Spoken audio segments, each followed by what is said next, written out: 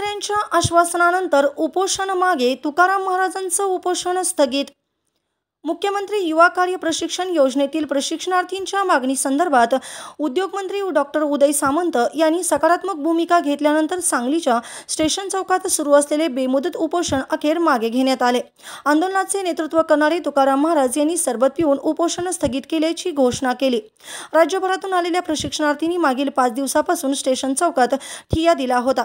शासन दरबारी वारंवार पाठपुरावा करूनही त्यांच्या न्याय मागण्या प्रलंबित राहिल्याने अखेर त्यांनी बेमुदत आंदोलनाचा मार्ग स्वीकारला। आंदोलकाला युवकांचा मोठा पाठिंबा मिळाला आणि सामाजिक व राजकीय स्तरावरही त्यांची दखल घेतली गेली। उपोषणाचा 5वा दिवस उलटल्यानंतर तुकाराम महाराजांची प्रकृती खालावली होती, त्यामुळे आंदोलनस्थळी चिंतेचे वातावरण निर्माण झाले। यानंतर डॉक्टर उदय सामंत यांनी स्वतः आंदोलनस्थळी येत आंदोलकांशी संवाद साधला। त्यांनी आंदोलकांना दिलासा देत सांगितले की मुख्यमंत्री देवेंद्र फडणवीस आणि उपमुख्यमंत्री एकनाथ शिंदे यांच्याशी थेट चर्चा करून यावर लवकरच ठोस निर्णय घेतला जाईल। या आश्वासनामुळे आंदोलकांनी समाधान व्यक्त करत उपोषण थांबवण्याचा निर्णय घेतला। तुकाराम महाराजांनी सरबत पिऊन उपोषण संपुष्टात आणल्याची अधिकृत घोषणा केली।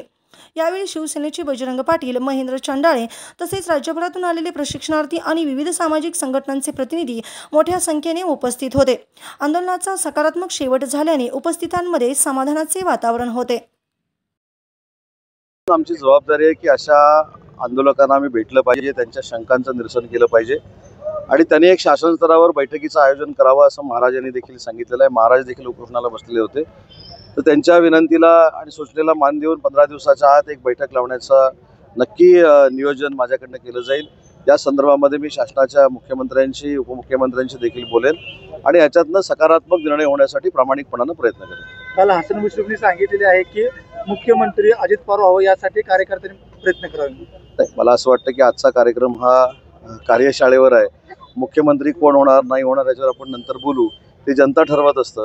मी एकटा ठरवून उपयोगाचं नसतं। त्याच्यामुळे मला असं वाटतं की एकनाथ शिंदे साहेब मुख्यमंत्री असताना या मुलांसाठी घेतलेला निर्णय आहे, तो त्यांना कशा पद्धतीने न्याय मिळेल यासाठी माझा प्रयत्न राहील।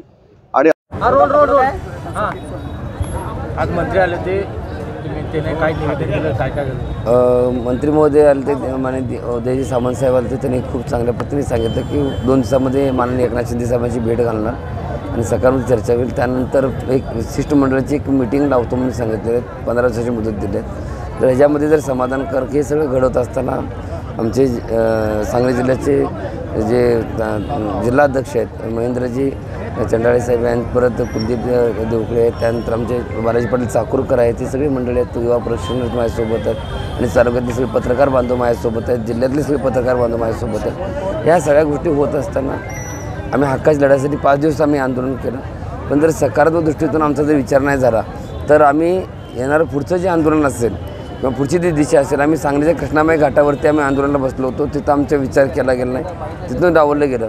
पण ज्या गोदावरीच्या नदीमध्ये नाशिकला हजारो भाविक त्या ठिकाणी येतात, लाखो भाविक कुंभमेळ्याच्या अनुषंगाने त्या ठिकाणी येतात, तिथं दर्शन घेऊन त्या ठिकाणी पवित्र होतात।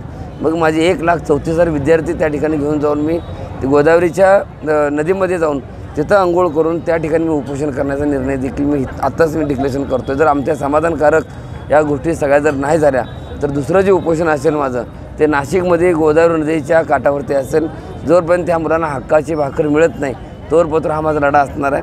त्यामध्ये आज बघितलं तर अनेक कुंभमेळ्यामध्ये अनेक संत महंत येतात, पण तिथं जर सगळे बाहेरचे देशातले लोक पवित्र होत असतील तर माझे प्रशिक्षणार्थी का पवित्र होणार नाहीत?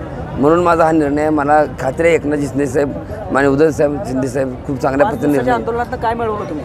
ह्या ठिकाणी आम्हाला 5 दिवसाच्या आंदोलनामध्ये फलित प्राप्त झालं की एक कॅबिनेट मंत्री ह्या ठिकाणी आले, त्यांनी स्वतः शब्द दिला, ज्यांना भेटण्यासाठी आम्ही व्याकुळ होतो। मुंबईमध्ये आझाद मैदानावर ते आंदोलन केलं तेव्हा कुठं आमची दखल घेतली नाही, पण आज त्यांनी स्वतः ह्या ठिकाणी आले आणि आम्हाला शब्द दिला, आमची भेटीचं आश्वासन दिलं, 2 दिवसात एकनाथ शिंदे साहेबांचं मीटिंग लावतो सांगितलं।